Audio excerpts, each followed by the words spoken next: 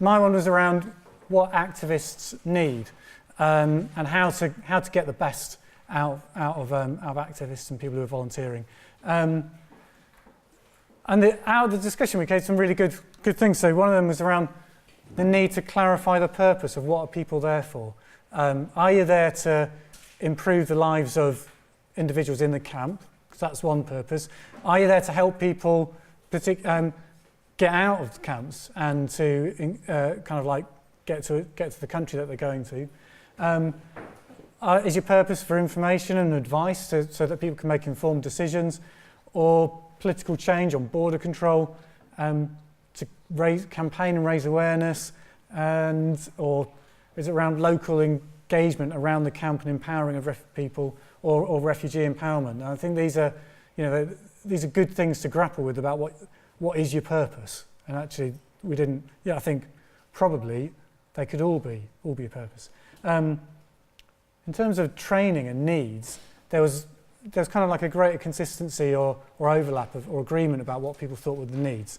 In essence, kind of cultural and political awareness, kind of key phrases in language, code of conduct, boundaries, intercultural communication, how to engage and empower refugees, and also kind of like this, we discussed a lot this sort of reality check about people knowing what they're getting into and how do you get them, how do you do that, as well as post-volunteer support and trauma counselling. Those things seemed, quite consistent. What wasn't clear was how that can be delivered when so many people are doing it on their own or outside of the support structure of larger organisations. And one idea to address some of these was people saying to volunteer with refugees locally, because then at least that gives you some of the cultural awareness before you go into such an intense situation. There are online training resources, and a key thing was around how do you share the stories. So that was raised in the first workshop, so we're kind of getting the film crew to capture some of those stories this afternoon. And recruitment from local community. These are some of the ideas, but I'm hoping that you'll have more ideas and that will come up in the discussion when we do that in a few minutes. So rather than responding to that now, let's hear from Jarina, and then there'll be a chance to respond. A squeezy corner. Oh, hello. Hi. So the workshop that I was leading then was about the relationship between organisations and activist groups.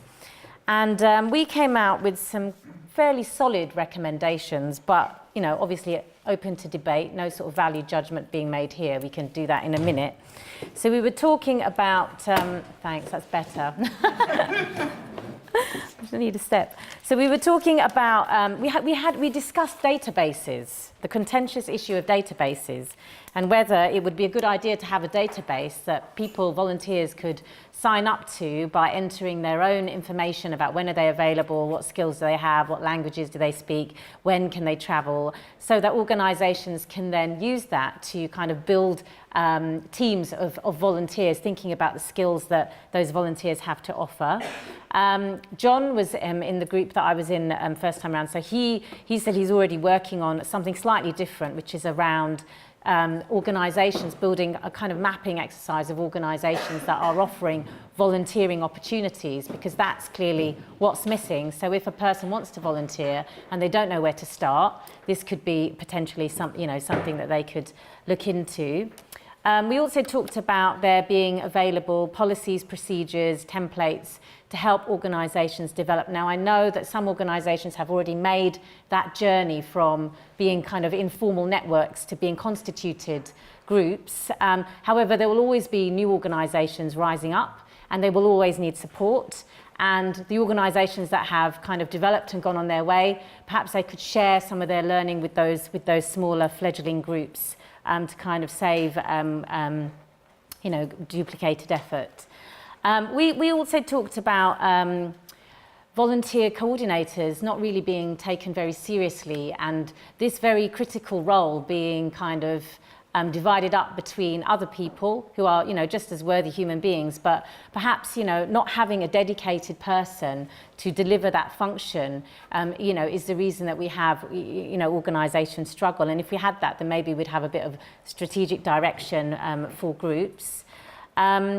Again, John was talking about, NGOs could help by possibly funding a post of a volunteer coordinator in the smaller organisations. That would be a great collaboration. If NGOs are quite tied up and they can't, they're tied up with restricted funding, perhaps this would be something where they would be able to, fund a tangible post and be able to report back and say how that's made a difference. A woman in the group that I was just in said, opportunities like this for people, for volunteers to come together, to learn and share, shouldn't be undervalued, because so many people have gone to the camps and they've never had an opportunity really to come and sit down and talk about their experiences with others. So really that shouldn't be undervalued at all. And we also, we had a bit of a debate about, why aren't NGOs recognising the impact and input of volunteers. So something around,